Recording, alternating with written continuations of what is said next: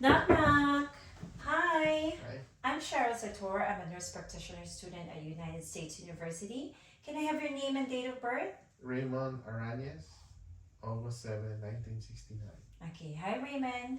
So today I will be doing an abdominal examination, but first I will need your permission to record and upload this video on YouTube as unlisted for my professor to view and grade. Do I have your permission? Yes. Thank you. And now I'll be doing a 360-degree room scan.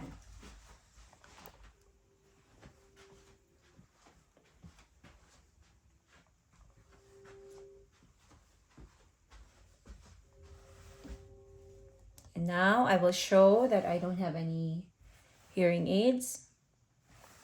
Okay. And now I will begin by sanitizing and cleaning my hands. Do you have any pain?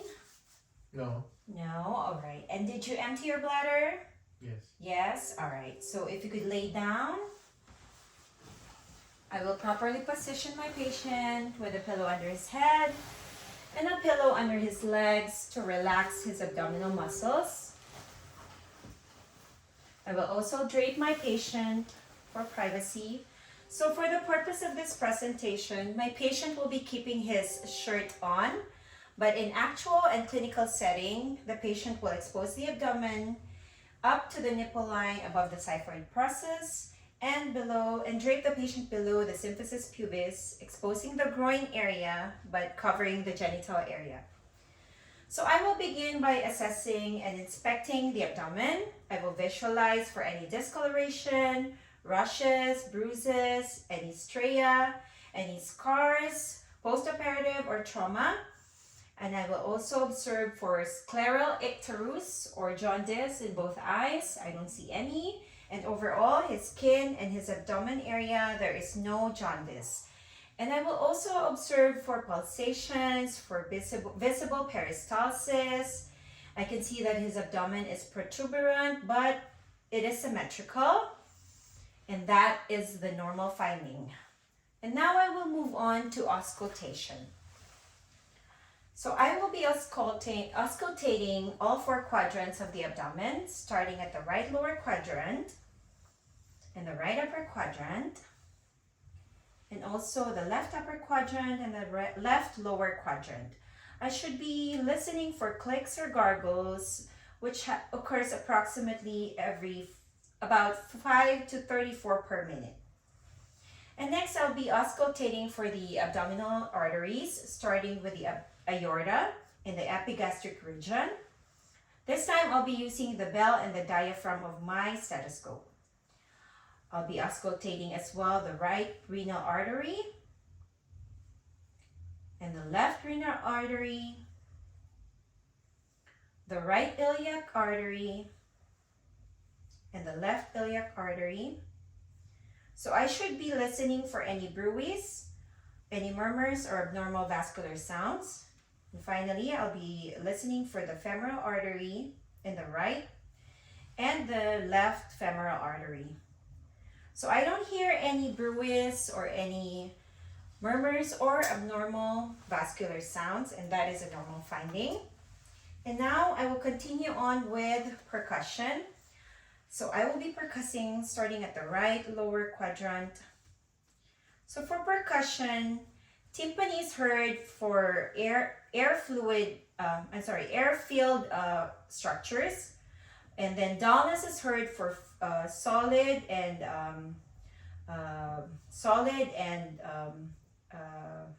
fluid-filled organs. So moving on, as I percuss, I reach the abdomen, I hear tympanic sound, and that is a normal finding because my patient has emptied his bladder.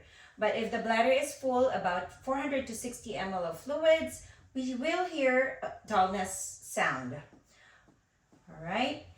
And now I'm gonna move on percussing in the lower quarter of the abdomen, and superiorly percuss going upwards. I still hear tympanic sounds, and as I start hearing dullness in the right costal margin in the mid clavicular line, it will indicate that the lower border of the liver has been detected. So I hear dullness here. That's the lower border of the liver.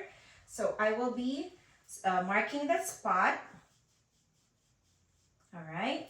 And then I will then percuss for resonance on the right mid-clavicular line about the nipple line. I will percuss for resonance. All right. And I will go and percuss down into the, until I hear for dullness. After the resonance, I hear dullness, and that would indicate the upper border of the liver. So again, I will mark the upper border. And in between the upper border and the lower border of the liver, I will be measuring for the liver span. And I'll be using the centimeter, and in this case, I can see that there is a 7 centimeter liver span, and that would be a normal finding because the normal finding is about 6 to 12 centimeter in the right mid-clavicular line. That is a normal liver span measurement. So in this patient's case, it is a normal liver span. And then I will continue on to percuss into the left upper quadrant. And I will be checking for the splenic sign. So I will have the patient turn on his right. Bend your knees. Your left knee, bend your left knee and turn. Okay, and now I will be percussing starting at the left axillary line, anterior axillary line. I will be percussing for, I should be hearing tympani on the lower anterior margin. And I hear tympani, and that would indicate a normal spleen size. If you could take a deep breath and hold, and I still hear tympani, and that means there is a normal, so go ahead and breathe, normal sign. We shouldn't be hearing any dullness on this side, for that would mean there is splenomegaly or enlargement of the spleen if there is dullness. So right now I'm hearing tympani, therefore it is a normal sign. Thank you so much. Go ahead, and I will move on with the palpation. So I will lightly palpate the patient's abdomen approximately 1 centimeter in all 4 quadrants.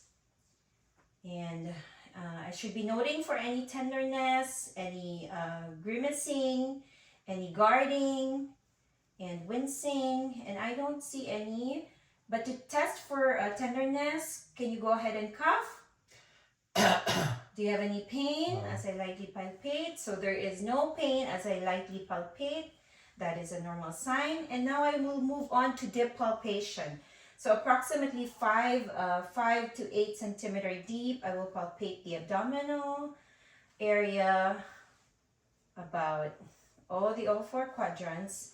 And I will palpate in the right lower costal margin. And I will observe for any tenderness, grimacing, wincing, as I check for the liver edge. And I don't note any pain. And I can also assess for the left costal margin for any pain and tenderness, any masses, any pain, no pain. All right. So there is no pain, no tenderness, no abnormal findings on the abdomen upon deep palpation.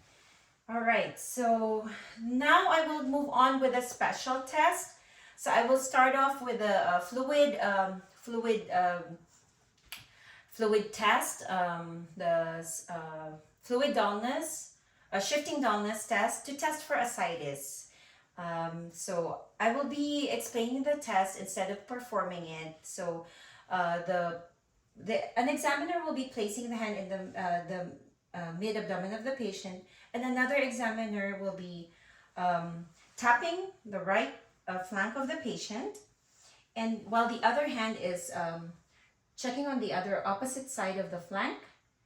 And upon palpation, the examiner will assess for the time lag when the impulse is felt or the shock wave is felt on the opposite side.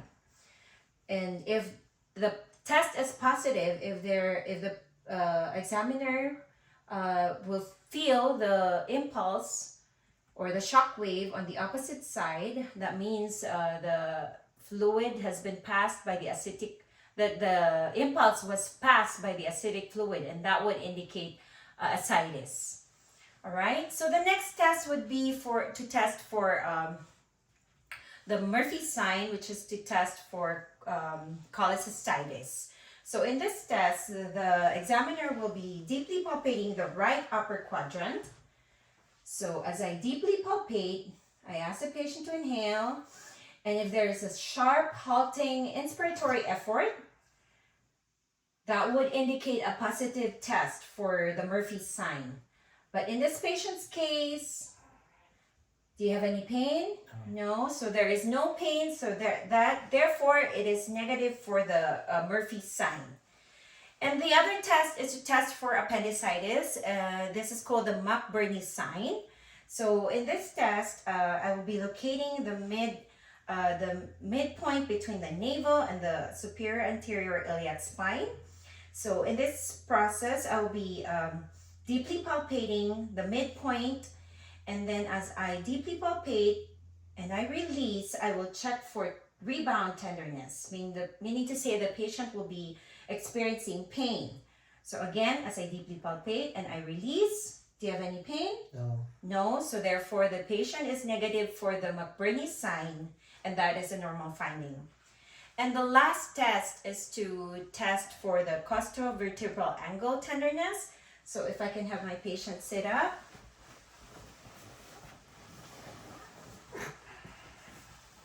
Go ahead and turn on your back, and I will now locate for the costovertebral angle, which is on the 12th rib, and with my non-dominant hand and my dominant hand, I will strike with the ulnar surface of my hand, and I will note for any pain or tenderness. I will also do on the other side, on the 12th rib, locating for the costovertebral angle, and again, with my dominant hand, I will strike the ulnar surface of my hand, and if I note for any tenderness, that would indicate costovertebral angle, that would indicate possible renal colic or pyelonephritis. Did you have any pain? No. No, so that indicates a normal finding, a negative for renal colic or pyelonephritis. So that is the end of the abdominal examination. Thank you so much.